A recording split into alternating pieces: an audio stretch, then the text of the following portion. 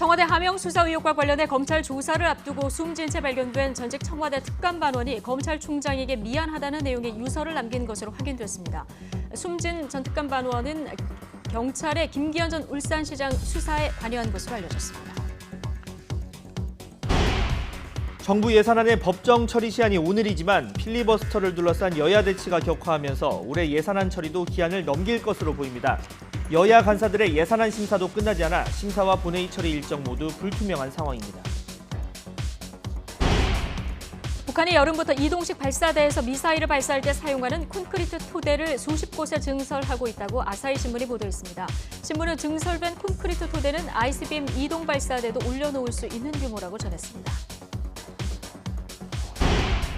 타다로 불법 영업을 벌인 혐의로 기소된 이재용 대표 등의 첫 재판이 시작됐습니다. 혁신적인 공유경제냐 불법 영업이냐를 놓고 치열한 공방이 예상되는 가운데 법원에 출석한 이재용 대표는 재판에 성실히 임하겠다고 밝혔습니다.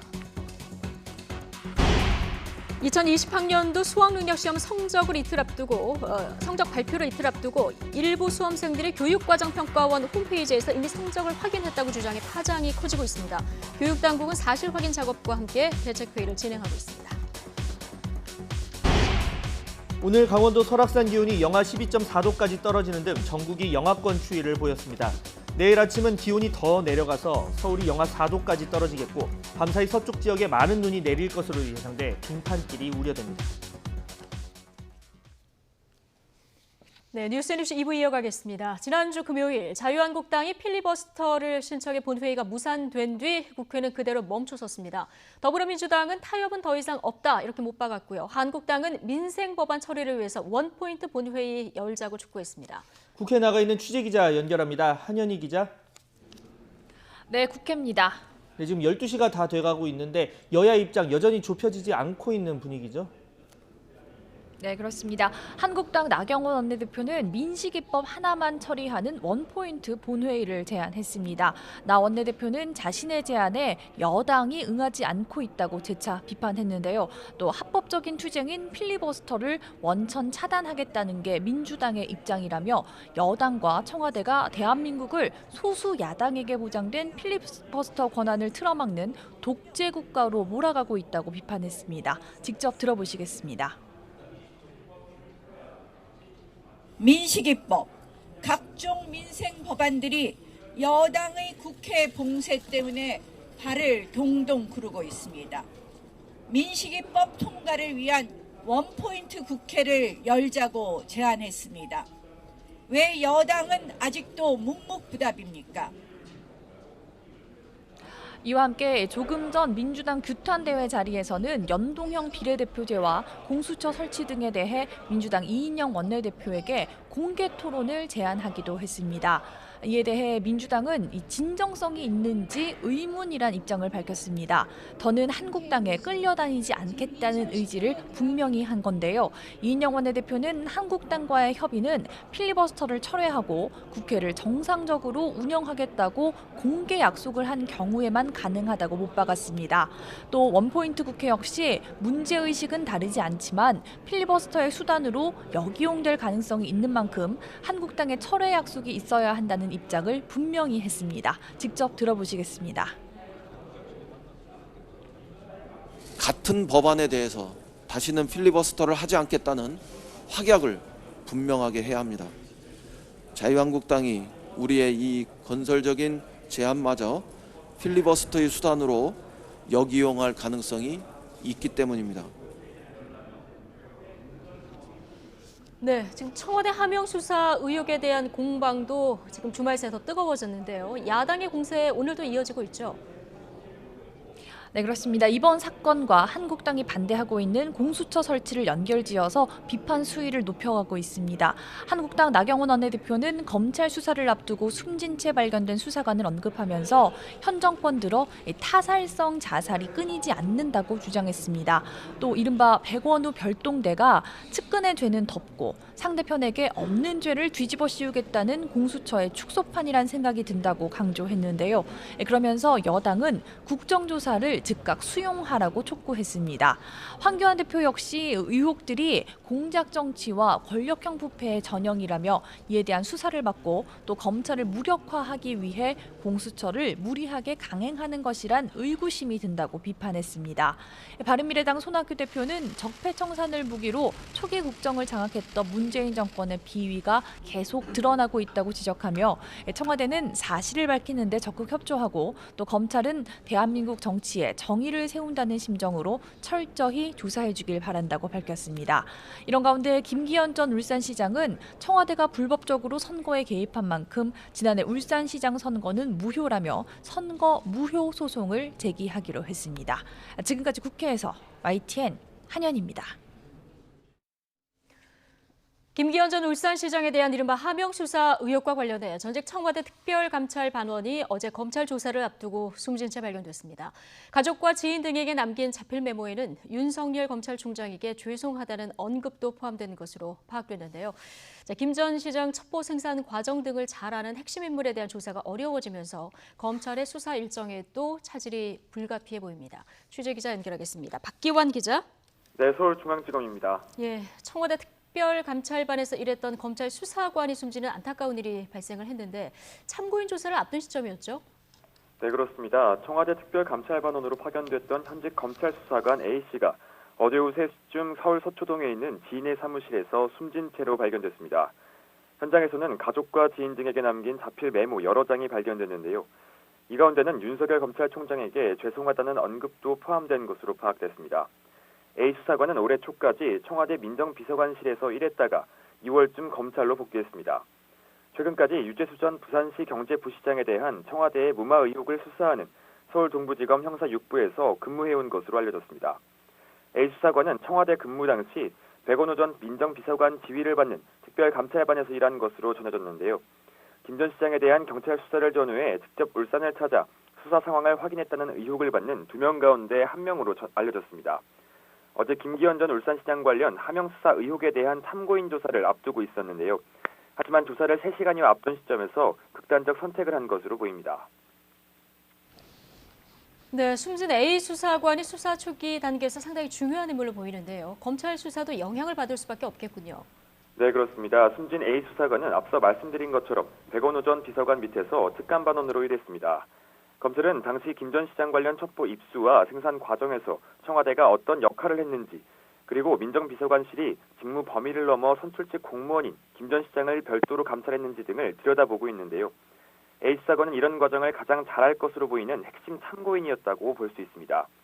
지난주 울산지검에서 사건을 넘겨받은 서울중앙지검 공공수사 2부는 기록 검토를 마치고 본격적인 조사에 나섰는데 핵심 참고인 조사가 어려워지면서 수사의 차질이 불가피해 보입니다.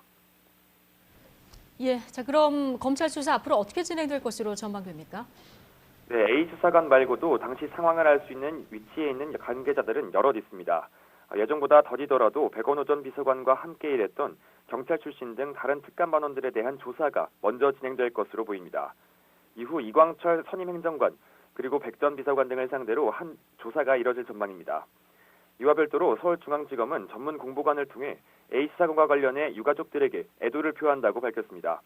최근까지도 헌신적으로 근무해온 것으로 알고 있다며 사망 경위에 대해 한 점의 의문이 없도록 철저히 규명할 예정이라고 강조했습니다.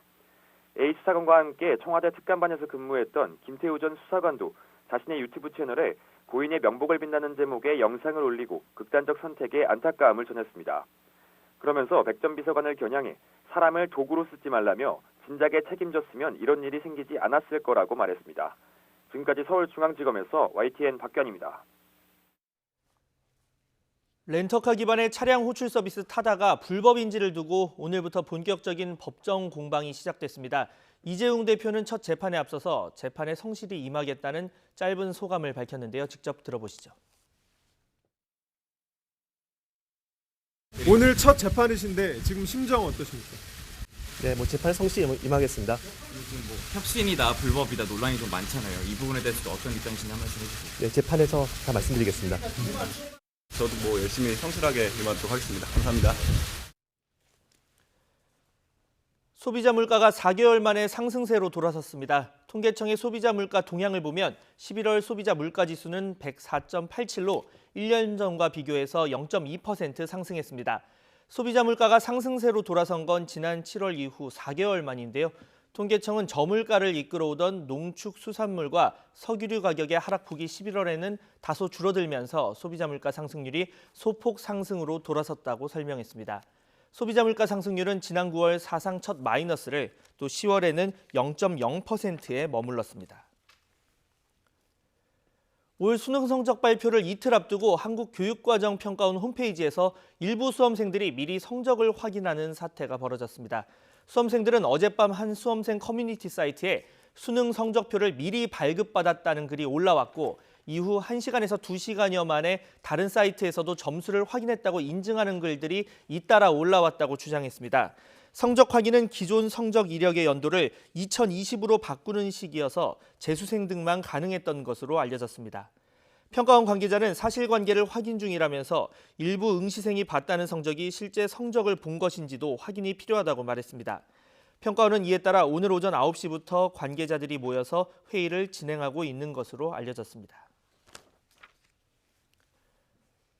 북한이 올해 여름부터 이동식 발사대에서 미사일을 발사할 때 사용하는 콘크리트 토대를 전국 수십 곳에서 증설하고 있다고 아사히 신문이 한미 관계자를 인용해서 보도했습니다. 아사히 신문은 최근 증설된 콘크리트 토대의 경우 가로와 세로 모두 수십 미터 크기로 사거리가 긴 대륙간 탄도미사일 ICBM 이동 발사대도 올려놓을 수 있는 규모라고 전했습니다. 콘크리트 토대는 지반이 연약한 장소에서 미사일을 발사할 때 발사대가 망가지거나 미사일의 궤도가 틀어지는 걸 방지할 목적으로 건설되는 것으로 전해졌습니다. 아사히 신문은 북미 대화가 별다른 진전을 보이지 않는 가운데 북한이 새로운 군사 도발에 나설 가능성을 한국과 일본 등이 경계하고 있다고 보도했습니다. 11차 방위비 분담금 협상의 네 번째 회의에 참석하기 위해서 우리 대표팀이 미국 워싱턴 DC로 출국했습니다. 정은보 방위비 분담 협상 대사는 오늘 출국에 앞서 인천공항에서 기자들과 만나 지난번에 미국 측에서 먼저 자리를 뜨는 상황이 있었지만 어떤 경우에도 연합 방위 능력 강화를 위해서 최선을 다하는 협상이 되도록 하겠다고 밝혔습니다. 연말 협상 시한에 대해서는 원칙적으로는 연내 타결이 목표지만 진행 상황에 따라서 달라질 수 있다며 연내에 국내에서 한 번 더 협상이 진행될 것으로 예상했습니다. 악성 코드를 이용해서 70억 건이 넘는 개인정보를 빼돌려 판매한 해커들이 구속 기소됐습니다. 서울 동부지검은 개인정보를 불법 수집한 혐의로 23살 최 모 씨 등 3명을 구속 상태로 재판에 넘겼습니다. 최 씨 등은 지난 2016년부터 약 3년 동안 블로그 등의 악성 코드를 유포해서 개인정보 약 74억 건을 빼돌린 뒤 직접 판매하거나 해킹한 게임 아이디로 아이템을 거래해서 2억 원가량을 벌어들인 혐의를 받고 있습니다. 검찰 조사 결과 최 씨 등은 직접 만든 악성 코드를 윈도우 정품 인증 프로그램이나 엑셀 형식의 파일로 위장해서 사람들을 속인 것으로 드러났습니다. 겨울이 시작되자마자 영하권 추위가 찾아왔습니다. 내일은 기온이 더 떨어지고 또 밤사이 서쪽 지역에는 눈이 내릴 것으로 보여서 빙판길 사고도 우려되고 있는데요. 취재기자 연결합니다. 김진두 기자. 네, 김진두입니다. 네, 날씨가 갑자기 추워졌는데 또 밤사이에는 눈도 내린다고요? 네, 그렇습니다. 겨울의 첫 달 12월이 추위와 눈으로 시작되고 있습니다. 오늘 아침 강원도 설악산 기온이 영하 12.4도까지 떨어졌고 서울도 영하 0.7도로 영하권 추위를 보였습니다. 내일 아침 기온이 더 내려가겠습니다. 서울 기온이 영하 4도까지 뚝 떨어지면서 더 추워질 것으로 보입니다. 이번 추위는 모레 아침 잠시 주춤하겠지만 목요일에는 서울 기온이 영하 6도, 금요일에는 영하 8도까지 떨어지면서 절정을 이룰 전망입니다. 첫 겨울 추위 속에 밤사이 서쪽에는 많은 눈이 내릴 것으로 보입니다. 서해 형성된 눈구름이 내륙으로 유입되기 때문인데요. 우선 충남과 전북에는 오늘 밤부터 눈이 시작되겠는데 내일까지 3에서 8cm의 많은 눈이 예상됩니다. 경기 남부와 충북, 전남 북부에는 내일 새벽부터 1에서 5cm의 눈이 내리겠고요. 서울과 경기 서해안, 영서 남부, 경북 북부 내륙에도 1cm 안팎의 눈이 내려 쌓이겠습니다. 따라서 내일 아침 출근길에는 도로가 빙판을 이루는 곳이 많을 것으로 보여서 주의가 필요합니다. 겨울의 시작과 함께 찾아온 이번 추위는 휴일까지 이어진 뒤에 점차 풀릴 전망입니다. 지금까지 YTN 김진우입니다. 네, 청와대는 어제 숨진 채 발견된 민정비서관실 소속 감찰반원은 이 김기현 전 울산시장 첩보 사건 수사와는 전혀 관계가 없다고 거듭 밝혔습니다. 이 고민정 청와대 대변인은 오늘 브리핑에서 고인을 포함해서 민정비서관실에서 특수관계인을 담당하는 감찰반원이 울산시장 사건을 점검했다는 보도가 이어지고 있는데 전혀 사실이 아니라며 이같이 밝혔습니다. 이 고민정 대변인은 고인의 명복을 빈다면서 민정비서관실에 대한 과도한 오해와 또 억측이 고인에 대한 심리적 압박이 이어진 것으로 보이는 건 아닌지 숙고하고 있다고 말했습니다. 네, 동남아시아는 영상 10도에도 얼어 죽는 동사자가 나옵니다. 반면 세계에서 가장 추운 시베리아의 오미야코는 영하 50도는 돼야 휴교 결정이 내려지곤 합니다. 그만큼 한파는 이 지역과 상황에 따라서 그 위험 정도가 다를 수밖에 없는데요. 기상청이 내일부터는 지역적인 차이를 고려한 한파 예보를 시작합니다. 정혜윤 기자가 보도합니다. 겨울철 추위에 대한 느낌은 지역마다 다릅니다. 서울은 영하 5도를 조금 춥구나라고 생각하는 반면 부산 시민은 기록적인 한파로 받아들입니다. 지난 30년 동안 겨울 중 가장 춥다는 1월 서울의 평균 최저기온은 영하 5.9도. 하지만 부산은 영하 0.6도에 불과합니다. 추위에 대한 내성 자체가 차이가 날 수밖에 없습니다. 기상청은 이런 지역적인 차이를 고려해 내일부터 한파 영향 예보를 발표합니다. 한파 특보가 기온 중심의 정보였다면 한파 영향 예보는 지역별로 한파 위험 수준과 그에 따른 대응 요령을 차별화해서 제공하는 맞춤형 기상 서비스입니다. 한파 영향 예보는 보건, 산업, 시설물, 농축산업, 수산양식, 교통전력 등 6개 분야로 나뉘어 제공됩니다.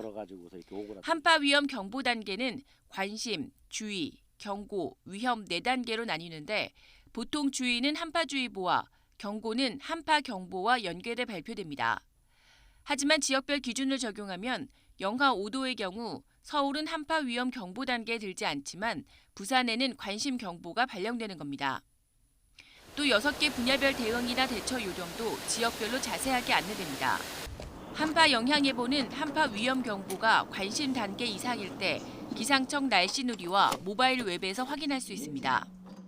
또 취약계층 관리자에게는 문자 서비스로 제공될 예정입니다. YTN 정혜윤입니다.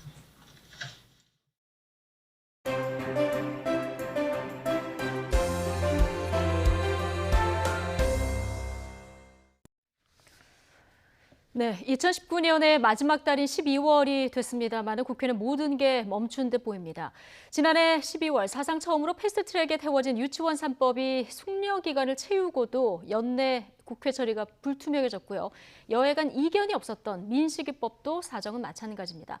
극한의 대치를 이어가고 있는 국회의 시계가 다시 움직일 수 있을지 김영준 명지대 교수 그리고 차재원 부산 가톨릭대 교수 두 분과 이야기 나눠보겠습니다. 어서 오십시오. 네, 안녕하세요. 안녕하세요.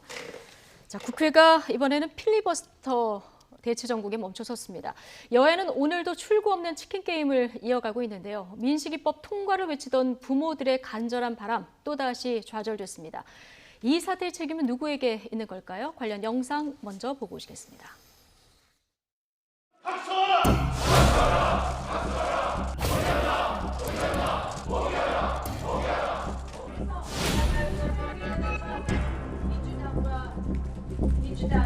선거법을 상정하지 않는 조건이라면 저희가 필리버스터를 신청한 법안에 앞서서 민식이법 등에 대해서 먼저 상정해서 이 부분에 대해서 통과시켜 줄 것을 제안합니다.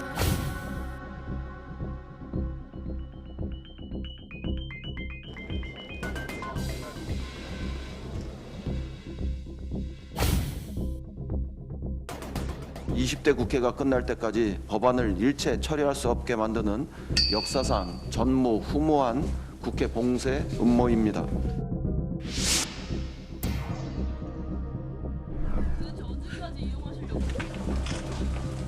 우리 민식이가 뭐라고?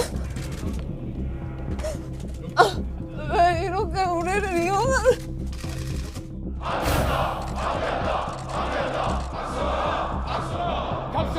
민식이법은 애당초 필리버스터의 대상이 아니었습니다. 금요일 본회의가 열렸다면 민식이법은 통과되었습니다. 민식이법을 국회 본회의에서 통과시키지 못하게 한 것은 바로 여당입니다. 민생 법안을 인질로 해서 헌법과 국회에 토요를 가했습니다. 이런 국회를 국민들이 더 이상 용서하겠습니까? 이런 사람들하고는 협상을 할 수가 없습니다. 다시는 필리버스터를 하지 않겠다는 확약을 분명하게 해야 합니다.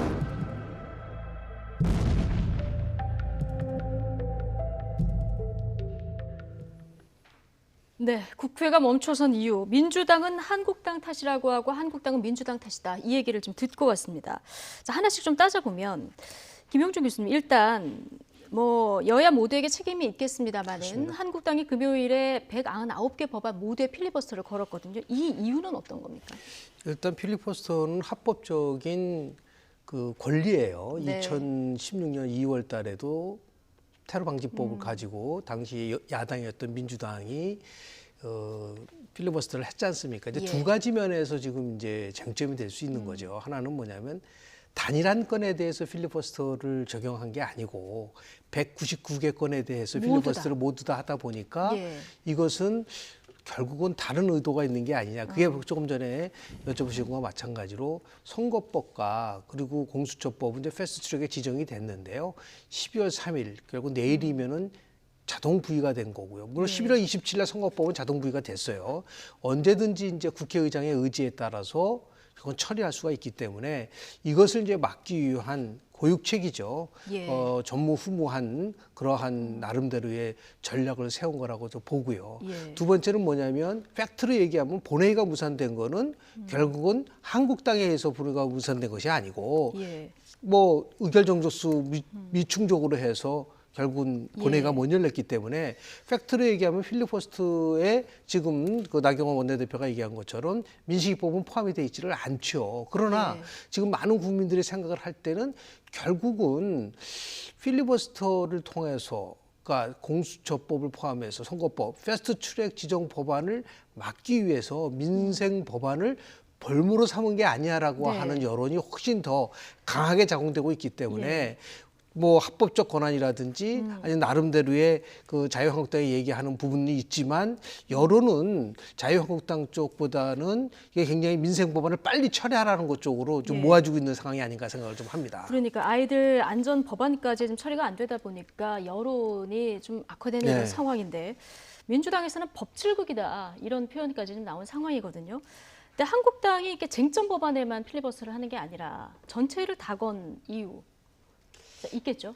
뭐 지금 그러니까 쟁점 법안이 그러니까 선거법이나 공수처법에 그러니까 적용을 할 경우에 예. 필리버스터를 적용할 경우에는 오히려 아마 본인들의 단일 대우가 무너질 가능성이 높다. 그리고 상당히 국민들한테 또 상당히 자신들의 투쟁의 명분이 약화될 수 있다. 뭐 그런 판단을 한 것 같아요. 그렇기 그리고 때문에 초기에 좀 판단을 잘못한 판단을 저는 잘못했다고 봅니다. 예. 그러니까 그렇기 때문에 지금 비쟁점 법안인 나머지 법안들 같은 경우는 상당히 민생과 관련된 여러 가지 법안들이 있지 예. 않습니까? 그리고 특히 지금 199개 법안 중에서는 그 중에서 76개는 상임위 대안이에요. 상임위 대안으로 올라온 법안 같은 경우는 상임위 차원에서는 자유한국당도 동의를 했다는 것이거든요. 그렇죠. 그리고 또 하나는 이 지금 190개 법안 중에 26개는 한국당 의원들이 발의한 겁니다. 자신들이 발의한 법안에 대해서 지금 이제 필리버스터를 하겠다? 이건 말 그대로 자가당착인 것이죠. 예. 근데 왜 이런 자가당착을 하느냐? 앞서 말씀하신 것처럼 결국은 지금 자신들의 밥그릇이라고 할 수 있는 선거법 문제가 발목을 잡고 있는 것이죠. 그러니까 그러한 부분들에 대해서 지금 민생법안을 지금 이렇게 연계 처리를 하기 위해서 예. 이 전체에 대해서 필리버스터를 하는 부분에 대해서는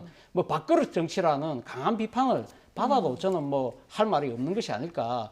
또 지금 여권 일각에서는 지금 또 이 선거법도 선거법이지만 공수처법을 저지하려는 목적도 있는 것이 아니냐. 예. 공수처법을 저지하려는 여러 내일 가지 자동 부의되니까요. 그렇죠. 자동 예. 부의되는데 그 이유 중에 하나는 지금 검찰이 지난번 패스트트랙 그때 강행 처리와 관련해서 자유한국당 의원들이 지금 60명 정도가 지금 수사 대상에 올라 있다. 그러므로서 그러니까 검찰이 그렇게 생각하는 이 공수처법을 그러니까 20대 국회 내에서 자동 폐기할 수 있도록 이번에 처리가 안 되면 자동 폐기될 가능성이 높은데 예. 이런 식으로 해서 검찰의 심기를 어느 정도 상당히 보살펴주는 측면을 통해서 자신들에 대한 수사를 완화하려는 목적이 예. 있는 것이 아니냐. 말 그대로 지금 밥그릇 정치 때문에 지금 하고 있는 것이 아니냐는 그런 비판이 상당히 커질 수밖에 없는 상황이다. 네. 그렇다고 한다면 지금 자유한국당이 어떤 이야기를 하더라도 상당히 설득력을 가지기는 크게 그러니까 입지가 상당히 좀 좁아 보이지 않나 하는 생각이 듭니다. 예, 뭐 선거법, 공수처법 이 쟁점 법안들 때문에 지금 민생 법안들이 하나도 처리가 안 되고 예산안도 논의가 안 되는 이런 상황인데요. 자, 오신환 바른미래당 원내대표가 원포인트 국회를 제안을 했습니다. 민생 법안 원포인트 국회를 얘기를 한 건데 한국당 나경원 원내대표는 민식이법만 그렇습니다. 통과시키자 이렇게 얘기를 하고 있고 민주당에서는 필리버스터를 철회해야 이게 가능하다 이런 입장이거든요. 이렇게 되면 뭐 평행선이 좁혀질 수 있는 겁니까? 일단 필리버스터는 합법적인 수단이기 네. 때문에 그걸 철회하지 말라는 거는 그런 자격이 없어요. 민주당 입장. 다만 그것을 했을 때 어떤 정책 효과가 있느냐라는 문제는 한국당이 판단할 문제고요. 지금 오신환 원내대표가 얘기한 식으로 원포인트 개헌을 통해서 민식이법을 통과하자는 거는 빨리 그런 재고의 여지가 없습니다. 바로 해야 됩니다. 아니 어린이 생명을 보호하는 법 속에서 이것을 뭐 필리버스터 조건을 달고 한다는 것은 국민들이 봤을 때는 받아들이기가 어려운 거기 때문에 이 부분에 대해서 분명하게 할 것은 이것을 모두 다 야당 잘못 탓으로만 보기도 어려운 부분은 뭐냐면요. 여당의 리더십이 결국은 붕괴된 거예요. 그러니까 상대방이 봤을 때는 다 전무후무하다고 볼 수가 있는 거죠. 이렇게 어떻게 199개 안건에 대해서 필리버스터를 걸 수가 있나요? 말도 안 되자고 얘기하지만 또 다른 쪽에서 봤을 때는 어떻게 선거법을 공수처법과 연계해서 패스트트랙으로 지정할 수 있나요? 87년도 민주화 이후에 정기국회에서 단 한 번도 그런 적이 없고 선거법이라는 건 여야 합의를 통해서 했기 때문에 그러니까 서로가 서로에다가 비난만 하는 게임이라는 거죠. 이래서 한마디로 해서 제가 볼 때 20대 국회는 역대 최악의 국회는 시간이 흐를수록 국회가 오히려 퇴보해요. 그러니까 실제로 한국갤럽 조사를 해보니까 이 20대 국회가 100점 만점에 40점밖에 안 됐단 말이에요. 그러니까 이게 이렇게 최악의 국회에서 이걸 가지고 막판까지도 마지막 정기 국회 아닙니까? 이제는 서로 한 발짝씩 물러나서 정상화시킬 수 있는 그런 지혜를 찾아야지 서로에게 탓을 돌리면서 비난만 하는 거로는 국민들을 설득하는 데는 한계가 있을 수 있다라는 생각이 좀 들고요. 오늘이 실질적으로 헌법에서 규정된 예산안 처리 법정 시한이잖아요. 그렇죠. 이것을 안 지키면서 자기네들은 헌법을 안 지키면서 유리하게 법 타령만 한다고 한다는 것은 저는 여든 야든 다 잘못됐다. 그러니까 20대 국회는 정말 이런 표현을 좀 죄송하지만 막장 국회로 가고 있는 게 아니냐라고 평가받을 수 없을 거라고 저는 봅니다. 뭐 이미 그런 표현들이 뭐 언론에서 나오고 있는 상황인데요. 한 발짝씩 여야가 양보해야 된다는 말씀을 해주셨는데 자, 세부적으로 들어가서 양보를 할 수 있는가. 지금 민식이법 원포인트 얘기가 나왔습니다마는 비쟁점 법안들 처리하려고 해도 지금 오신환 원내대표가 중재한 거는 유치원법. 지금 이미 유치원법 같은 경우는 패스트트랙에 올려져 있고 숙려기간도 다 지난 이런 상황이거든요. 근데 어제 여러 가지 비쟁점 법안들을 몇 가지를 좀 국민적 관심사인 법안들을 처리하자 이렇게 얘기를 했는데 나경원 원내대표께서는 유치원 3법은 안 된다 이렇게 입장을 또 분명히 밝혔거든요. 이렇게 따지면 하나씩 조율하다 보면 아주 작은 것부터 지금 막히는 이런 상황이에요. 그렇죠. 지금 오신환 그러니까 지금 이제 바른미래당 원내대표가 원포인트 국회를 제안하면서 민식이법뿐만 아니라 유치원 3법, 데이터 3법 등 민생 개혁 입법까지 다 같이 하자. 그러니까 공수처 선거법은 제외하고 나머지 법들은 먼저 하자는 것이었는데 지금 당장 민식이법은 뭐 여야 간의 쟁점은 없습니다만은 유치원 3법 같은 경우는 자유한국당은 지금 패스트트랙에 올라온 대로 지금 처리할 수는 없다. 이거 그러니까 자유한국당이 갖고 있는 대안을 갖고 토론을 해야 된다는 거거든요. 그렇게 하기 위해서는 지금 그러니까 이 여당이나 다른 당들이 지금 이게 응하지 않기 때문에 이게 틀림없이 필리버스터를 할 수밖에 없다는 것이죠. 그렇다고 한다면 이 민주당 입장에서도 지금 원포인트 국회에 지금 그러니까 응할 수 없는 그런 사정이라는 것이죠. 모르겠습니다. 저는 뭐 자유한국당 입장에서는 사실 뭐 자신들이 지금 생각하고 있는 여러 가지 지금 그러니까 공수처나 선거법이 상당히 중요한 수는 있지만 이러한 식으로 자신들의 그러니까 정치적인 목적을 달성하기 위해서 다른 법까지 다 이렇게 막는 부분에 대해서 앞서도 제가 말씀드린 부분들에 대해서 많은 분들이 결국 자신들이 바꾸는 건 지금 챙기는 것이 아니냐는 그러한 비난에 대해서는 뭐 본인들 입장에서 어떠한 이야기를 한다 하더라도 저는 사실 그거에 대해서 그러니까 정당한 명분을 찾기는 좀 어려운 것이 아닐까 하는 생각이 듭니다. 오늘 아침 이해찬 대표 더 이상 이제 한국당에 끌려다니지 않겠다 이런 입장을 밝혔습니다. 지금 두 당의 관심은 어떻게 보면 민생 법안도 관심이겠습니다만은 선거법, 공수처법 처리를 하냐 마냐 이거 아니겠습니까? 그렇습니다. 지금 여당 대표가 이렇게 얘기한 마당에 그동안 얘기했었던 4+1 공조를 통해서 이제 표결 처리까지 가는 가능성은 더 커졌다고 봐야 될까요? 그렇죠. 실질적으로 뭐 이인영 원내대표도 협상 종언을 선언했잖아요. 예. 그리고 오늘 이해찬 대표는 더 이상 끌려가지 않겠다 얘기한다는 거는 4+1인데 그럼 4+1에 대한 실질적으로 민주당이 그런 모범을 보이고 있나요? 오늘 아침에 박지원 의원이 모 방송과 인터뷰하는 내용을 봤더니 네. 이 4+1 협의체에 대해서 민주당에 대해서 상당히 굉장히 불만이 많더라고요. 말만 4+1로 해놨지 실질적으로 뭐를 했느냐 민주당이. 그러니까 민주당이 말로만 저런 식으로 해놓고 실제로 아무런 행동도 하고 있지는 않다라는 얘기를 했어요. 근데 앞으로 저렇게 전개될 부분은 뭐냐면 이 부분 속에서 아무 생각을 한번 해보십시오. 예. 결국은 어느 한쪽이 힘을 가지고 밀어붙인다고 한다면 그 다음엔 어떤 일이 벌어질까요? 분명하게 자유한국당 같은 데서는 의원직 총사퇴 나오고 저 다음에 예. 총선 거부 운동 벌이고 이렇게 돼가지고 한국 정치가 전반적으로 완전히 몰락하는 거가 있다고 했을 때는 그때부터 누구 책임이냐고 물어주지 않겠습니까? 그래서 정치는 협상이지 않습니까? 국회라는 것은 선거를 통해서 선출된 동등한 자격을 가진 사람이 사회 구성력이 있는 법을 제정하는 회의체입니다. 그러니까 회의체라는 거는 뭐냐면 서로 대하고 타협하고 조정하는 법을 가져야지 일방적으로 힘을 가져가고 또 더 중요한 거는 뭐냐면 동등한 자격을 가진 사람들이 움직이는 건데 왜 의원들이 295명인데 몇 사람들이 모여가지고 이 문제를 하느냐라는 거죠. 그러니까 훨씬 이러한 일들이 벌어지기 전에 여당이 많은 나름대로의 리더십을 보였어야 된다고 보는 것이죠. 특히 쟁점은 선거법 아니겠습니까? 그러니까 이 선거법과 관련돼서 어떻게 협상을 할 것이냐에 대한 거가 지금도 전혀 나오고 있지 않고 있기 때문에 결국은 이 문제를 가지고 힘으로 밀어붙일 거냐 아니면 뭐 극적을 저지할 것이냐라는 문제만 남아 있는데 일종의 이제 치킨 게임이라고 보고요. 이럴 경우에 결국은 해결책은 어디서 나오느냐? 저는 대통령의 의지에서 나온다고 좀 봅니다. 그러니까 여야가 한 치 앞도 내다보지 못했을 경우에 국정 운영의 책임은 결국은 대통령과 정부 여당이 지는 겁니다. 그러니까 오늘 뭐 청와대 수석 비서관회의를 하지 않겠습니까? 여기서 오후에 어떠한 메시지가 나올지는 모르겠으나 결국은 막힌 정국을 풀 수 있는 거는 여야 모두 못 풀 거다. 그러니까 국정운영 최고 책임자인 대통령께서 어떠한 나름대로의 결심과 의지를 보일 것이냐. 그런 의미에서 오늘 회의를 좀 주목해 봅니다. 예.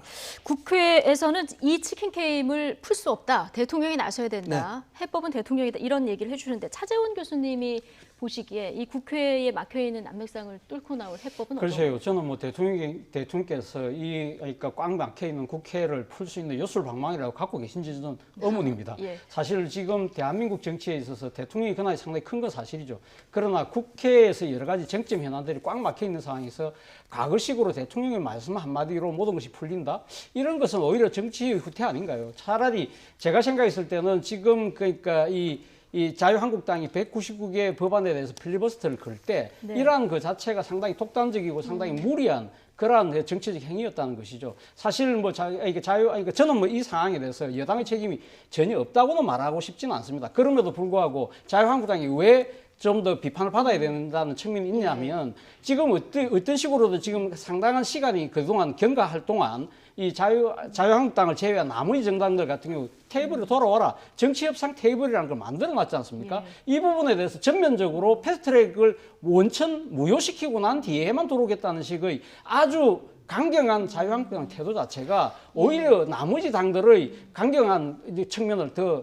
이렇게 조장한 측면도 분명히 있는 것이거든요. 한국당은 일단 국회 본회의 열어서 진행하고 비쟁점 법안들 처리하면서 우리가 필리버스터 할 것만 하겠다. 이 사이 처리시키려 이런 입장이거든요. 또 지금 당장은 그러니까 그 지난 금요일 날 한 행태를 본다고 한다면 지금 그러한 그 신뢰 자체가 다 무너져 버린 거 아니겠습니까? 이미 무너졌다. 그렇기 때문에 사실은 어떤 측면에서 본다고 한다면 지금 자유한국당이 지금 당장 복귀할 가능성은 저는 그렇게 높아 보이지 않습니다. 왜냐하면 본인들 입장에서는 지금 당대표가 강경한 그 입장에서 투쟁 단식까지 하지 않았습니까? 그러면서 당내에서는 이 소위 말하는 협상론, 온건 목소리가 완전히 실종되어 버렸다는 겁니다. 이런 상황에서 지금 민주당을 비롯한 나머지 정당들이 그러면 무조건 협상하자고 나온다는 것 자체가 쉽지는 않다는 것이죠. 그렇다고 한다면 그럼 이게 언제까지 갈 것이냐? 제가 생각할 때는 당장은 최소한 2, 3일 정도의 냉각기는 갔대. 그렇다고 하더라도 이것이 모든 이 협상이 꽉 막혀버린 상태에서는 다 모든 사람들이 패자가 될 수밖에 없는 상황이라고 한다면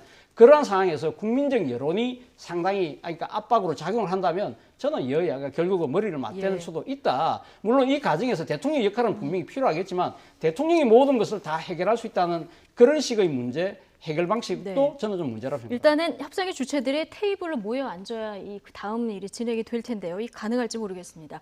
한국당 황교안 대표 단식 마치고 오늘 당무에 복귀를 했죠. 자, 오늘 아침 최고위도 청와대 앞에서 열었습니다. 어떤 입장이 나왔는지 듣고 오시죠. 저는 오늘 구국의 일념으로 다시 시작합니다. 유재수 전 부산경제부시장에 대한 청와대 감찰 무마 의혹, 지난해 6월 13일 지방선거 당시 청와대의 울산시장 선거 불법 개입 의혹, 그리고 우리들 병원의 거액 대출에 대한 친문 인사의 관여 의혹, 이런 의혹들을 접하면서 공작 정치와 권력형 부패의 전형을 봅니다. 입만 열면 촛불 민주주의를 내세우는 문재인 정권의 그 위선과 기만에 할 말을 잃게 됩니다. 네. 지금 청와대의 3대 게이트를 언급하면서 다시 강한 투쟁에 돌입한 이런 모습이거든요. 네. 어떻게 보셨습니까? 뭐 지금 황교안 대표가 쓸 수 있는 카드라는 것은 대여 투쟁 수단밖에 없지 않습니까? 이게 결국은 마지막으로 여당을 압박을 해서 자신들이 요구하는 여러 가지 법안을 저지하는 거로 묶게 될 수밖에 없지 않습니까? 지금 자꾸만 제가 말씀드린 이유는 이렇게 꼭 막힌 전국을요 2, 3일에 냉각기가 된다고 해서 풀릴 거라고 저는 보지는 않아요. 2006년 4월 달을 한번 기억을 한번 해보십시오. 96년 4월 달인가요? 2006년 4월이죠. 당시 사학법 개정으로 얼마나 전국이 꽁꽁 묶여 있었습니까? 그 당시에 박근혜 한나라당 야당 대표가 50일간 장애투쟁을 했어요. 그러나 2006년 4월 달에 결국은 노무현 대통령이 2명의 원내대표를 부릅니다. 김한길 원내대표, 그다음 집권당이죠. 그리고 이재호 당시 야당 원내대표를 불러서 뭐라고 얘기를 했을까요? 대통령이. 나도 사학법을 간철시키기 위해서는 내 모든 것을 건다고 얘기했지만 이번에는 양보합시다라고 얘기해서 결국은 사학법이라는 것이 개정된 걸 다시 재개정하는 걸 가져간 거죠. 사학법도 그랬는데 자신들의 정치적인 모든 이득이 걸려있는 선거법을 그대로 가만히 주저앉아서 야당이 할 수 있는 가능성은 거의 없다고 보는 것이죠. 그래서 지금이라도 대통령께서 여야 3당 원내대표를 같이 긴급 청와대 회동을 통해서 이 문제를 어떻게 풀어갈 것인가, 밤샘을 새서라도 이 문제를 풀어가야지만이 그게 바로 대통령의 집권 후반기를 맞이하면서 국민들에게 희망도 주고 정치를 정상화시키고 그리고 앞으로 나가서 외교 문제와 포함해서 이 여러 가지 위기 문제를 초당적으로 할 수 있는 길이 생기는 것이죠. 그리고 오늘 만약에 오후 수보회의에서 메시지를 대통령이 낸다고 하면 어떤 메시지를 내는 게 좋다고 보십니까? 저는 합의 정치에 대한 부분을 강조를 했으면 좋겠어요. 그러니까 예를 들어서 선거법이 지금도 못 들어가는 이유는 뭐냐면 뭐 그 많은 협상에 대한 테이블을 많이 줬다고 하지만 핵심을 빠놓고 조건을 얘기하지 않았지 않습니까? 선거법은 어떠한 경우로도 합의를 통해서 통과시킨다라고 하는 그러한 명분이 없기 때문에 못 들어가는 거예요. 그러니까 결국은 데코레이션으로 해서 포장만 해서 협의 들어간 다음에 분열이 되면은 우리 그동안 협상을 했는데 협상을 깬 건 결국 한국당 아니냐. 이런 식으로 나올 가능성이 크단 말이에요. 그래서 전제 조건으로 결국은 선거법은 누가 받으라도 국민들이 받으라도 게임의 룰은 합의를 통해서 처리한다는 것만 보장만 된다면은 왜 야당이 참여하지 않겠어요. 그것이 바로 정치고 협상이지 핵심적인 사항을 빼놓고 나서 무조건 철회해라, 무조건 혁신에 임하라 한다고 했을 때 올 수 있는 자유한국당은 또 과거와 같이 강력한 지도력을 갖고 있지는 못하기 때문에 오히려 그런 것이 걸림돌이 되고 있기 때문에 저는 대통령께서 포용의 리더십을 지금 이 시점에 보여준다고 한다면 꽉 막힌 전국이 풀릴 수 있는 그러한 길이 열리지 않을까 생각을 좀 하게 됩니다. 상징적이라도 합의 정신을 언급한 대통령의 언급이 있다면 국회 난맥상을 풀 어떤 단초가 될 수 있을 것이다. 이런 얘기를 지금 해주셨는데요. 조금 전에 저희가 이제 황교안 대표 그 청와대 앞에서 단식에서 복귀한 최고위 회의 여는 그 장면도 보셨고요. 정민경 최고위원, 신보라 의원 단식 좀 이어가는 모습도 보고 오셨는데 지금 한국당은 청와대 관련 의혹 제기하면서 이게 공수처법 반대와 좀 연결시키는 이런 모습이에요. 그렇죠. 뭐 지금 한교안 대표 입장에서 보면 본인이 지금 단식으로 인해서 상당히 나름대로 당의 장악력을 높였지 않습니까? 그리고 또 하나는 지금 아직 지금 자신의 단식으로 인해서 구체적인 성과물이 없어요. 지금 뭐 공수처법이나 선거법을 완전히 제재하는 상황도 아니지 않습니까? 여기다가 지금 청와대 관련된 여러 가지 지금 자유한국당에서 이야기하는 권력 게이트성 그런 의혹들이 지금 불거지고 있는 상황이라고 한다면 지금 한교안 대표 입장에서는 강하게 대여 강공 드라이브를 걸 수밖에 없는 상황이다. 자, 이런 상황에서 그렇다고 한다면 국회의 여야 협상 자체가 재개될 수 있느냐? 저는 뭐 사실 쉽지 않다고 생각합니다. 앞서 우리 김영주 교수님께서 계속 대통령 역할을 말씀하시지만 지금 이 상황에서 대통령께서 이 지금 여야의 협상 테이블에 뭔가 자신의 이야기를 한다는 것 자체가 저는 그렇게 적절해 보이지는 않습니다. 지금 이러한 부분들에 대해서 가면 어떻게 잘못 메시지가 읽힐 수도 있다는 것이죠. 아, 청와대가 자신들과 관련된 여러 가지 비의혹에 휩싸이다 보니까 결국은 지금 발을 빼는 것이 아니냐. 그런 식의 공세에 휘말릴 수도 있는 것이고요. 또 하나는 지금 앞서 말씀하신 것처럼 지금 여야의 선거법과 관련돼서 협상이 꽉 막혀 있다고 하지만 지난주 민주당 의원총회에서 이해찬 당대표가 뭐라고 말씀하셨냐면 이 게임의 룰인 선거법 같은 경우 일방적으로 우리가 처리했을 경우에 상당한 정치적 폭풍이 있다. 그래서 민주당 사이드 쪽에서 계속 흘러나왔던 이야기가 지금 이 225석 대 75석이 아니라 250대 50. 그리고 연동형 비율도 50%가 아니라 20%, 30% 상당히 유연하게 협상할 수 있다는 여러 가지 안들이 나오고 있던 상황이었거든요. 그런 상황에서 지금 자유한국당의 협상 테이블 자체를 완전히 걷어찬 상황 아닙니까? 아예 이런 협상 테이블에 오지 않겠다는 입장을 분명히 갖고 있고 여기다가 지금 오늘 자유한국당의 한교안 대표가 등장을 해서 다시 더 강한 목소리를 내고 있는 상황에서 과연 협상의 숨통이 트일 수 있을 것이냐? 저는 그러니까 정부 여당의 책임도 분명히 있지만 그렇다고 해서 정부 여당이 모든 촉대를 매라는 식의 해법 자체가 저는 좀 무리해 보입니다. 예. 지금 한국당은 지금 청와대 관련 의혹 관련해서 국정조사까지 요구한 이런 상황인데요. 청와대 하명 수사 의혹이 주말 새 지금 더 뜨거워졌습니다. 백원우 전 청와대 민정비서관 밑에서 특감반원으로 일을 했었던 이 검찰 수사관 숨진 채 발견되는 정말 안타까운 일이 발생을 했는데 참고인 조사를 앞둔 이런 시점이었습니다. 네. 두 가지 면에서 조금 이제 우리가 집중을 해야 되는데요. 첫째는 뭐냐면 민정비서관의 역할이 뭐냐. 그러니까 민정비서관의 역할이라는 거는 대통령 친인척과 관련된 부분이잖아요. 그런데 그 민정비서관이 자기 권한 바깥의 일을 했느냐 안 했느냐가 굉장히 중요한 쟁점이 될 수 있지 않습니까? 두 번째는 뭐냐면 첩보를 입수를 해서 전달했다고 하는데 가장 핵심은 그 첩보를 누가 만들었냐라는 거죠. 그러니까 지금 청와대에서는 뭐 들어온 여러 가지 첩보 중에서 비리 의혹 있는 부분이 있다고 한다면 내려보내는 것이 정상적이라고 얘기를 하고 있지만 그러면 여러 가지 면에서 또 충돌이 일어나거든요. 이것만 하지 그 수사 상황이라는 것을 보고를 받을 수는 없는 거지 않습니까? 이관을 했는데 그래도 지금까지 나온 걸 보면은 여러 차례의 보고를 받았다라고 얘기를 하는 부분들도 있고요. 또 주말 통해서 혹시 이 민정비서관 쪽에 특별팀이 있었던 게 아니냐라는 또 의혹도 나오고 있잖아요. 거기에 한 분이었던 분이 오늘 스스로 아주 슬픈 얘기가 나왔는데요.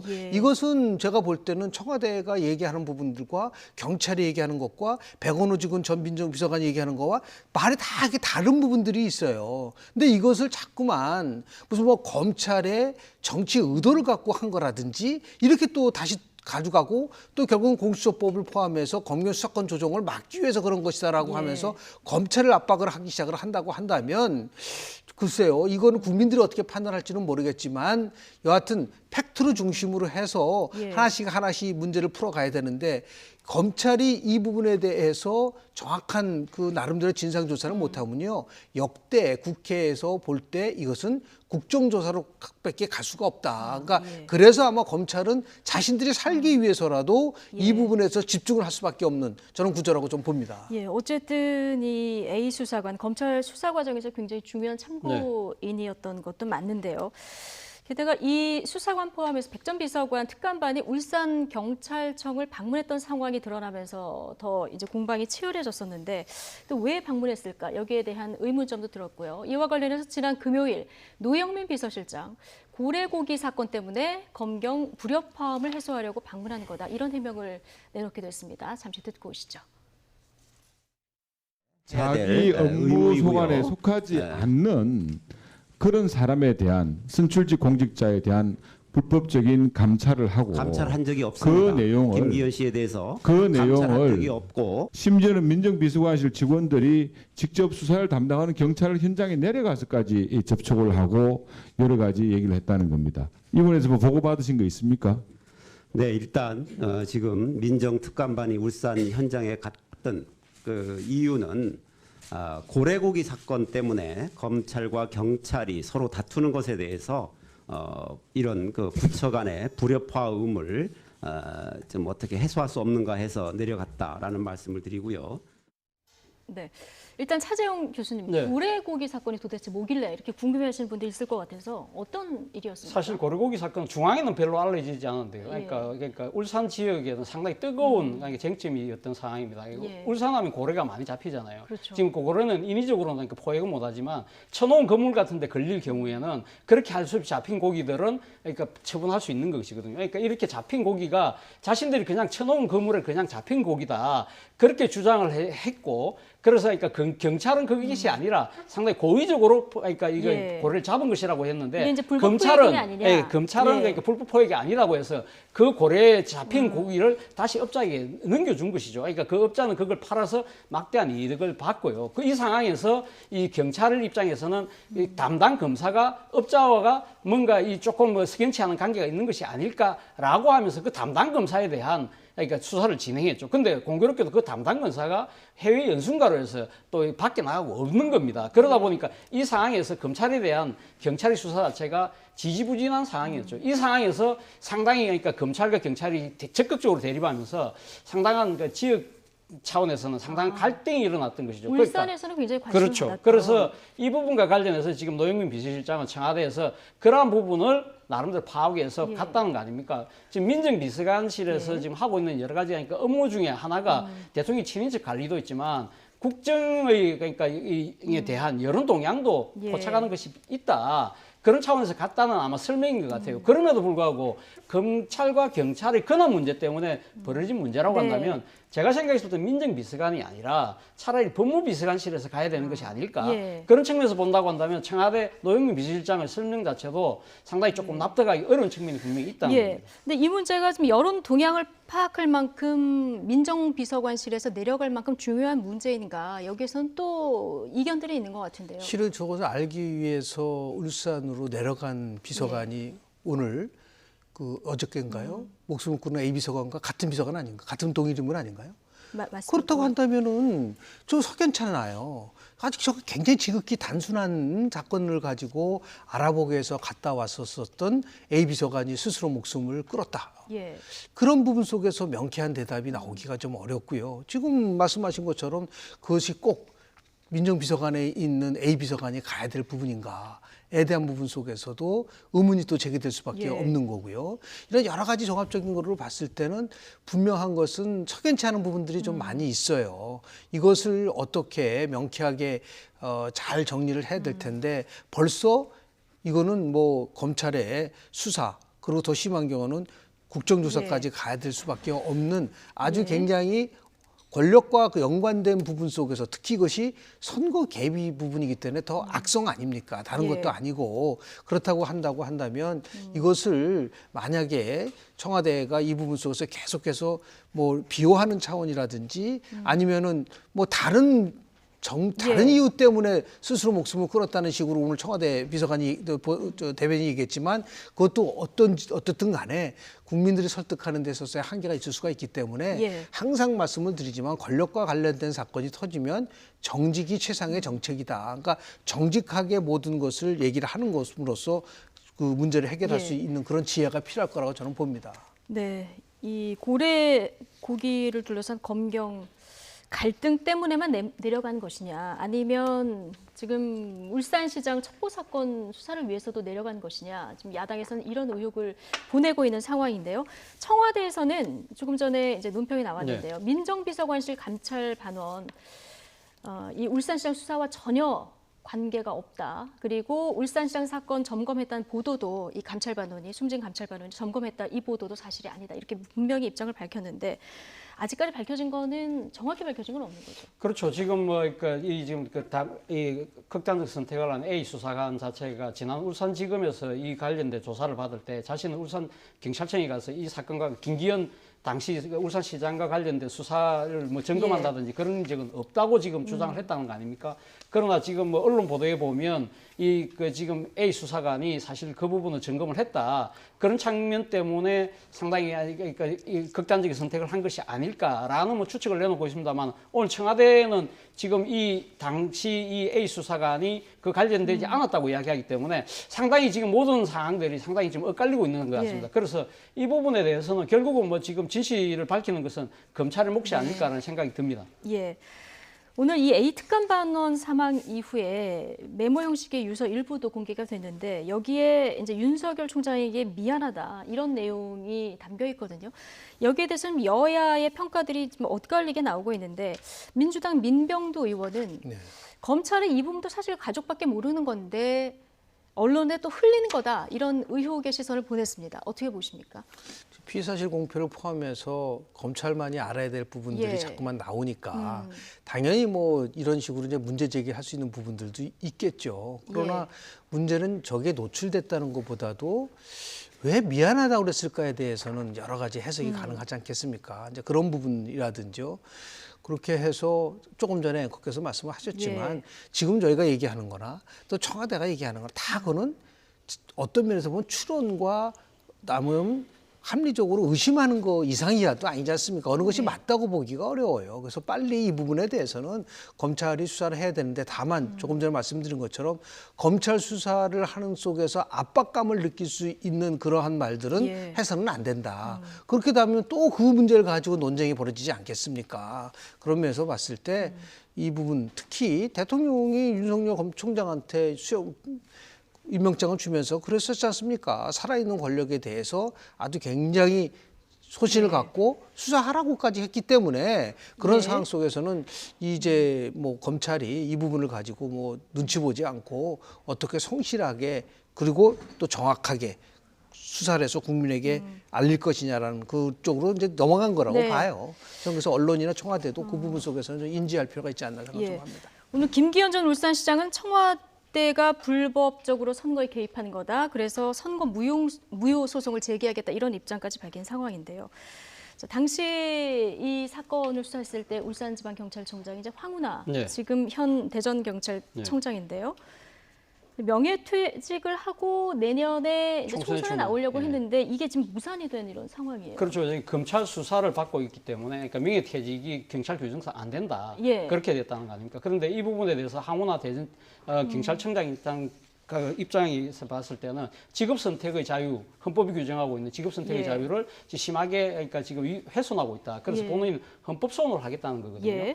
본인 입장에서 상당히 억울한 측면이 분명히 있는 것 같아요. 예를 들면 검찰이 수사 중임을 통보하면서 이제 무산됐기 때문에. 근데 그러니까 검찰이 그러니까 지금 수사와 관련해서 자신이 고발당한 건 1년 6개월 전 이야기거든요. 그러니까 형사소송법에 의하면 본인이 지금 주장한 바에 의하면 지금 그러니까 피고발인 같은 경우는 3개월 이내에 수사를 해서 거기에 대해서 수사 처분을 결정을 내려야 되는데 3개월이 훨씬 넘은 1년 6개월 동안 수사를 하지 않고 있다가 정작 자신이 뭔가 정치적 거취를 자신의 그러니까 이 거취를 하려고 하는 시점에 이걸 들고 놓은 부분에 대해서는 일종의 상당히 뭐 불순한 의도를 갖고 있는 것이 아니냐, 이렇게 본다는 것이죠. 그리고 특히 지금 황운하 청장 입장에서는 당시 김기현 울산시장에 대한 수사 자체가 사실 검찰의 상당히 좀 이 비협조 또 나름대로의 그런 또 이 뭡니까 일종의 방해 뭐 이런 것 때문에 결국 무혐의 됐다. 그리고 또 하나는 이 김기현 시장에 대한 수사 착수 자체가 상당히 청와대 하명 수사를 해서 관건 선거 프레임으로 몰고 가고 있다. 이런 부분들까지 다 포함해서 지금 사실 항변을 하고 있는 것이 아닐까 생각됩니다. 그래서 어쨌든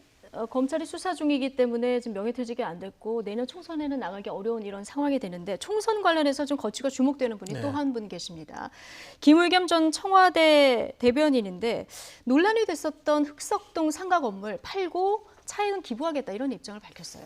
페이스북을 통해서 한 건데요. 본인이 생각할 때는 뭐 부동산 정부의 부동산 정책과 관련된 얘기도 했고요. 그리고 더 나아가서 혹시 자기가 공개하지 않은 상태에서 이거를 매각을 하게 되면 또 다른 논란이 올 가능성도 있기 때문에 자기는 공개를 했다라는 얘기를 하고 있습니다. 그러나 일체적으로 봤을 때 좀 정상적이고 통상적인 절차는 아닌 것 같아요. 그러니까 조용히 근데 이번에 매각하고 분양가 상한제에서 흑석동이 빠졌잖아요. 그렇습니다. 여기 때문에 또 불필요한 오해가 될까 봐 오히려 저는 거꾸로 했으면 어땠나 생각이 좀 들거든요. 빨리 매각을 하고 그리고 나와준 기부를 한 다음에 실질적으로 이렇게 했었으면 더 모양새가 좋지 않았는가 생각이 좀 들거든요. 효과는 똑같지 않습니까? 일단 실행을 하고 나서 했었으면 훨씬 더 나름대로 물론 이제 그는 군산을 아마 지금 지역구로 생각하면서 지역구 다 내년도 총선을 준비하고 있는 것 같은데요. 본인이 얘기한 바는 없죠? 없죠. 근데 지금 뭐 많은 부분들은 이제 총선과 관련돼. 그럼 이렇게 얘기를 해도 되죠. 저는 이번에 총선에는 안 나갑니다. 그러니까 저희 진정성을 얘기하고 순수성을 얘기하려면 나는 총선을 위해서 한 것이 아니라 정말 이 정부가 추구하는 부동산 정책에 대한 부분들을 나름대로 바깥에서 청와대 대변인 출신이기 때문에 그것을 돕는다는 차원에서 했다. 이렇게 얘기를 한다고 훨씬 더 나름대로 무게감이 있지 않을까라는 생각이 좀 들어서요. 조금 더 시간을 보고 좀 규칙을 좀 주목해야 될 거라고 저는 봅니다. 뭐 박수를 보내는 분도 있고 또 비판을 하는 분도 있고 정치권에서는 좀 엇갈린 이런 반응이 나오는 것 같습니다. 김영준 명지대 교수, 차재원 부산 가톨릭대 교수 오늘 두 분과 이야기 나눠봤습니다. 고맙습니다. 네, 고맙습니다.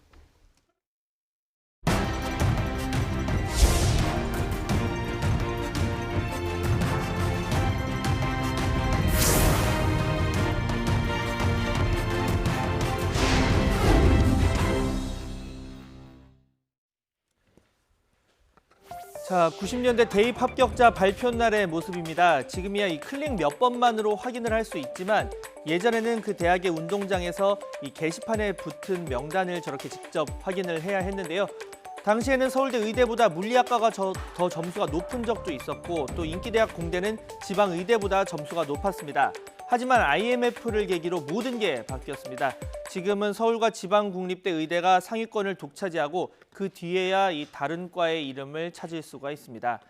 자, 서울과학고는 내년도 신입생부터 의대에 가면 3년 동안 줬던 교육비와 장학금을 모두 돌려받기로 했습니다. 1,500만 원 정도인데 여기에 더해서 교내외에서 받은 상도 모두 취소하기로 했습니다.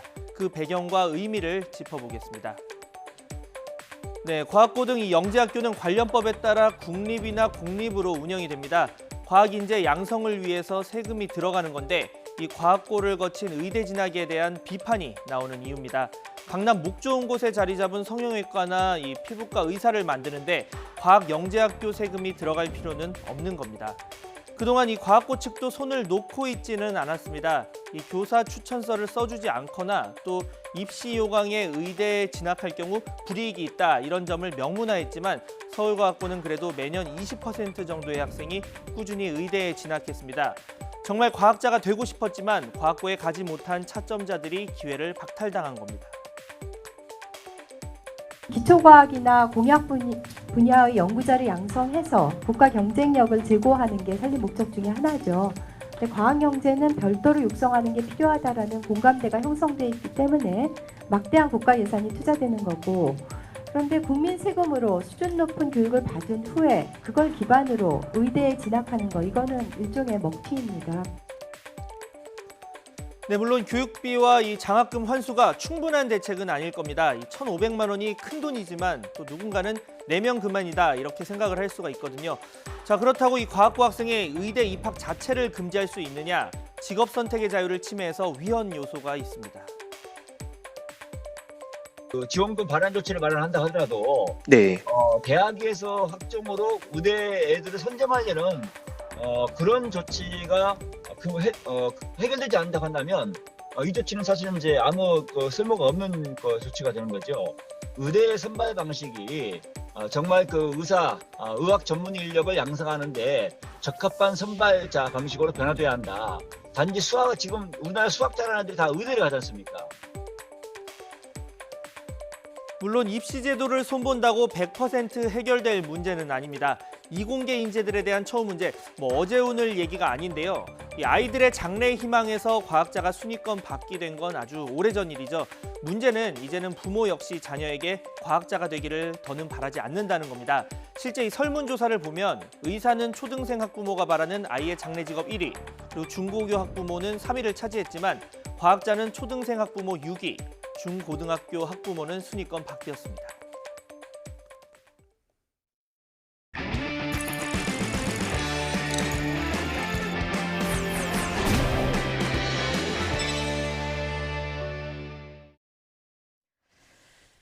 네, 시청자 여러분의 소중한 제보로 만들어지는 Y가 간다 코너입니다. 최근 월급만으로 생활이 빡빡하다 보니 직장인도 부업에 관심이 많다고 하죠. 자전거로 음식을 배달하는 게 대표적인데요. 정해진 출퇴근 시간 없이 하고 싶을 때 할 수 있고요. 또 많은 준비도 필요 없어서 큰 인기라고 합니다. 그런데 낮아진 자격 요건만큼 문제점은 없는지 취재 기자가 직접 배달원으로 일하면서 살펴봤습니다. 김우중 기자입니다. 이곳은 일반인 배달원을 모집하는 이른바 크라우드 소싱 배달 서비스 교육 현장입니다. 하루 전에만 신청하면 누구나 쉽게 교육을 들을 수 있는데요. 저도 오늘 배달원을 일해보기 위해서 교육을 직접 들어보도록 하겠습니다. 평일 낮인데도 마포구에만 12명의 예비 배달원이 교육장을 찾았습니다. 기자도 1시간 남짓한 교육을 마치고 바로 실전에 뛰어들었습니다. 440m 이거 가보겠습니다. 배차 요청.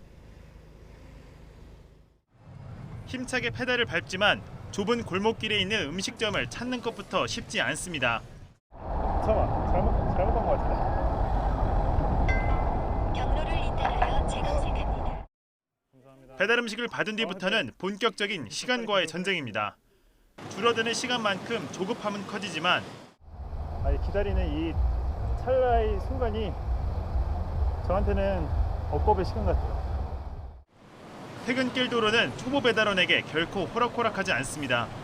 큰일 났다. 차선을 잘못했어. 배달 중에도 쉴 새 없이 쌓이는 콜을 보면서 욕심이 생기지만 생각처럼 빨리 가기는 어렵습니다. 급정거는 기본. 여기저기서 튀어나오는 오토바이에 속도 낼 엄두조차 내지 못합니다. 결국 제 시간에 음식을 배달하지 못했습니다. 아무래도 좀 식은 음식을 받으면은 조금 마음이 상하긴 하는데 배달하시는 분들 힘든 거를 좀 아니까. 시간 압박 속에 조급함은 커지고 그만큼 사고 위험은 커질 수밖에 없습니다. 숙련자들도 사고 위기에 직면하는 게 하루에도 여러 번이라고 합니다. 하루에 보통 몇 건 정도 진행을 하세요? 보통 4-50개 정도. 위험하진 않으셨나요? 어떻게 평소에? 그렇죠. 위험하죠. 하지만 현행법상 사고가 나도 크라우드 소싱 배달원들은 산재보험을 받기 어렵습니다. 한 달 수입 118만 원, 109시간 이상 일해야 하는 전속성 기준을 맞춰야 하는데 부업으로 하는 사람들은 기준을 채우기 어렵습니다. 또 자전거나 킥보드는 오토바이와는 달리 사고보험 상품도 없어 상해 사고라도 발생하면 온전히 배달원의 몫입니다. 사고의 책임 온전히 다 개인이 떠안아야 되는, 그것에 대한 아무런 대비책도 없는 상황에서 그냥 경쟁적으로 사업을 시작해버린 이런 문제가 있는 것이죠. 결국 배달원들이 노동자 신분으로 보호를 받지 못하는 이상 목숨 건 질주는 계속될 수밖에 없습니다. 저희는 이러한 배달 산업 규제 강화 필요하며 배달원도 근로자로서 업무 현장에서 법적 및 여러 가지 보호를 받아야 한다고 생각합니다. 청년 산업재해 사망 사고 1위가 배달 노동자라는 통계 앞에서 오늘도 배달원 30만 명은 오늘 밤도 코를 잡고 밤거리를 질주합니다. 시간 다툼이 이들의 안전만큼은 제도가 보장할 수 있도록 대책 마련이 시급하다는 지적입니다. YTN 김우준입니다.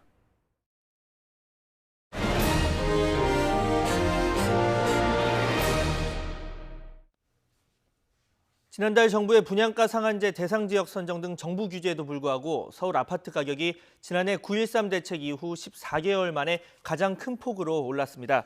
한국감정원 조사를 보면 지난달 서울 주택 가격은 0.5% 올랐습니다. 주택 유형별로는 아파트 값이 0.68% 올라 상승세를 주도했으며 지난해 9월 이후 1년 2개월 만에 최대 상승입니다.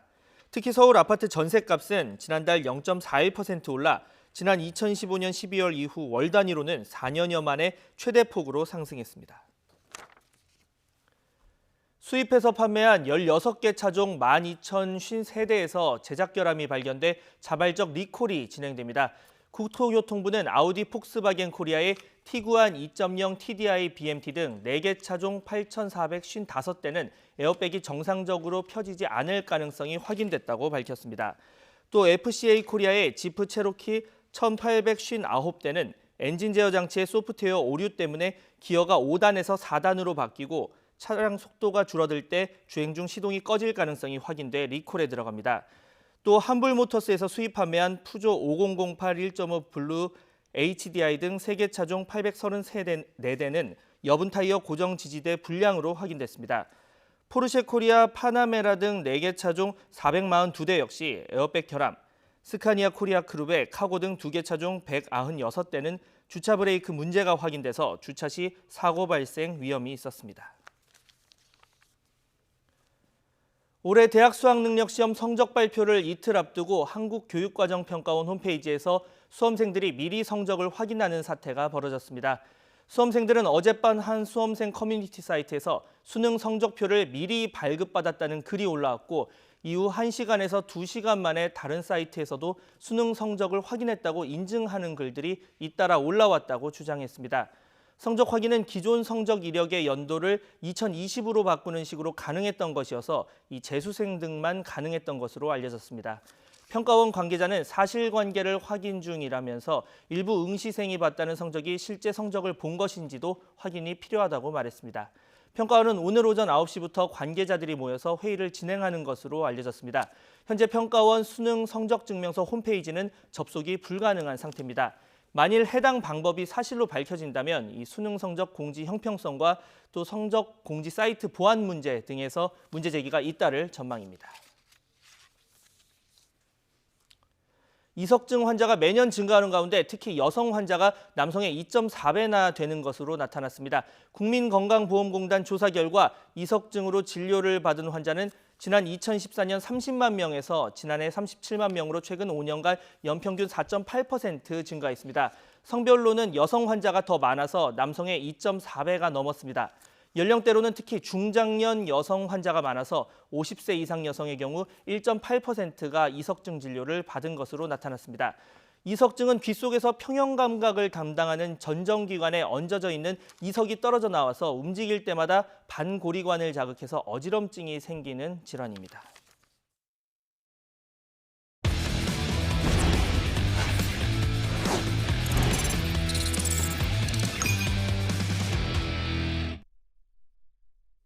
네, 스포츠 소식 알아보는 시간입니다. 양시창 기자와 함께합니다. 안녕하세요. 네, 안녕하십니까.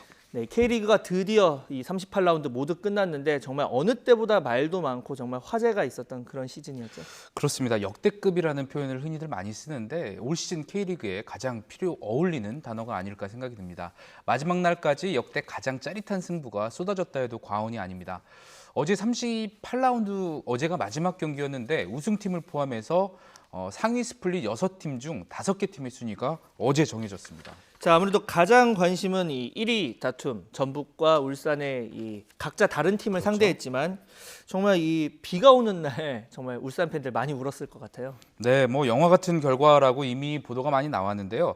사실 최종전을 남기고 우승 가능성은 울산이 훨씬 높았습니다. 그렇죠. 비기기만 했으면 됐으니까. 그렇습니다. 전북의 승점이 3점 앞서고 있었기 때문에 비기기만 해도 자력 우승을 확정할 수 있는 상황이었고 전북은 이긴 뒤에 이제 울산의 경기 상황을 기다려야 되는 그렇죠. 상황이었는데요. 하지만 우승컵을 들어올린 건 전북이었습니다. 경기 영상을 먼저 보시겠습니다. 꼭 이겨야 하는 전북은 최대한 빠른 시간에 득점이 필요했는데요. 일진 1퇴의 공방을 벌이다가 전반 39분에 기회를 잡았습니다. 골문 왼쪽에서 프리킥을 얻었는데요. 이승기의 프리킥이 날카롭게 올라갔고요. 손준호가 머리로 방향만 살짝 바꿔놓았는데 이 공이 오른쪽 골대를 맞고 골문 안으로 들어갔습니다. 이 득점 장면은 어제 선제골이자 이날 경기의 결승골이 됐습니다. 네, 아까 뭐 말씀하신 것처럼 전북 같은 경우는 이기고 그리고 울산이 뭐 지기를 바랬어야 되는 상황이었는데 경기장에서 좀 재밌는 모습이 연출이 됐어요. 그러니까 이 관중들 함성 소리에 따라서 전북 선수들도 뛰면서 실시간으로 거의 이렇게 상황을 전달받았다고요? 그렇습니다. 아무래도 두 경기가 동시에 열리다 보니까 그런 상황이 발생을 했는데요.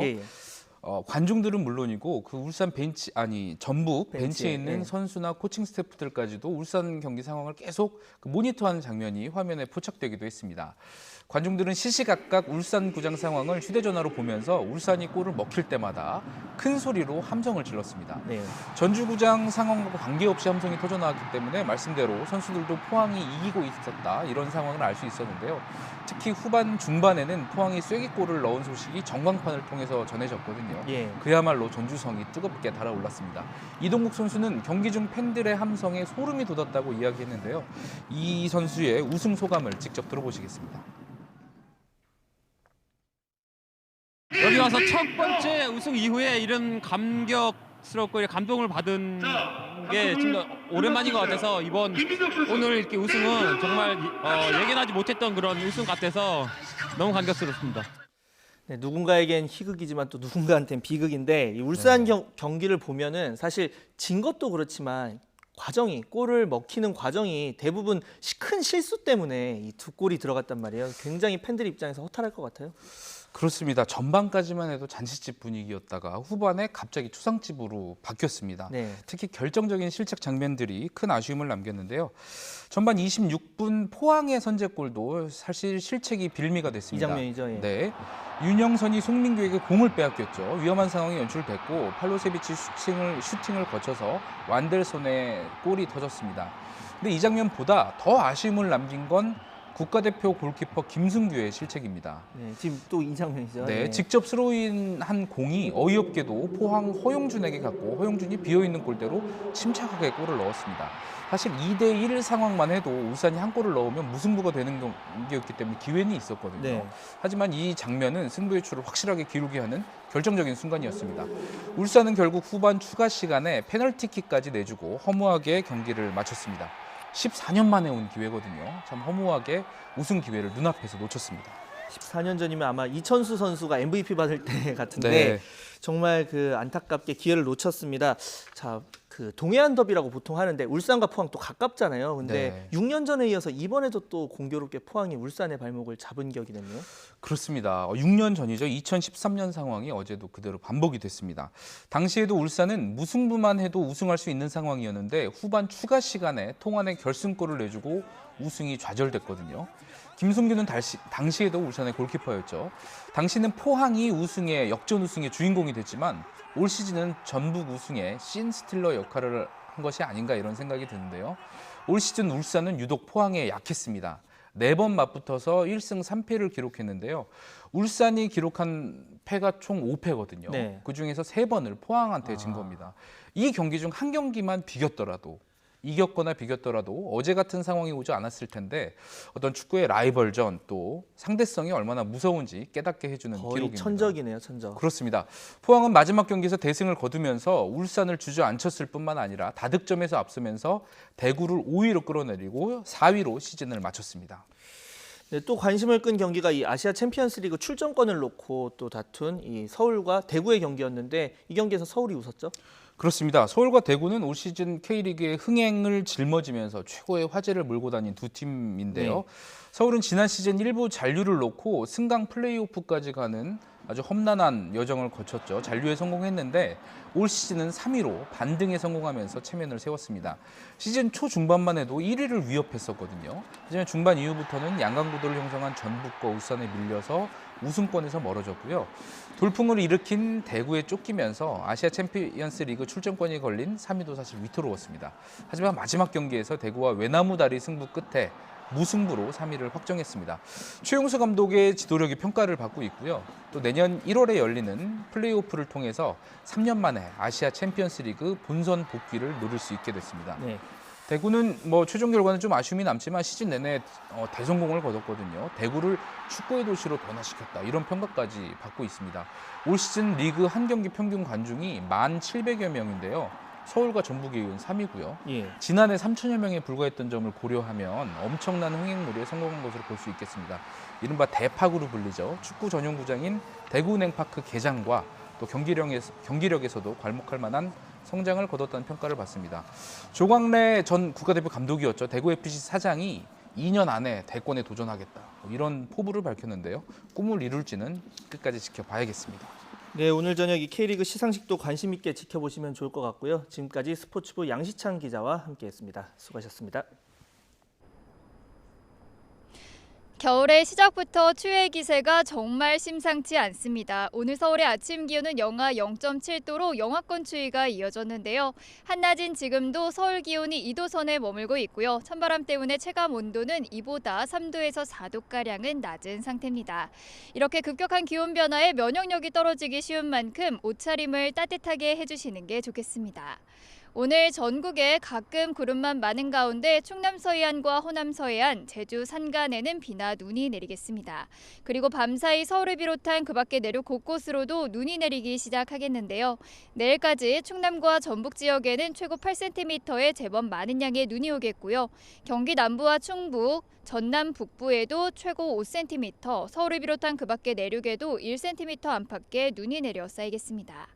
오늘 낮 기온은 서울이 3도, 대전이 7도, 광주가 8도, 부산 10도 등으로 어제보다 1도에서 4도가량이 낮겠습니다. 주 후반에는 기온이 크게 떨어지면서 초겨울이지만 마치 한겨울 같은 추위가 찾아오겠는데요. 목요일 서울의 아침 기온은 영하 6도까지 떨어지기 시작해서 금요일에는 영하 8도까지 내려가는 등 한파가 절정에 달하겠습니다.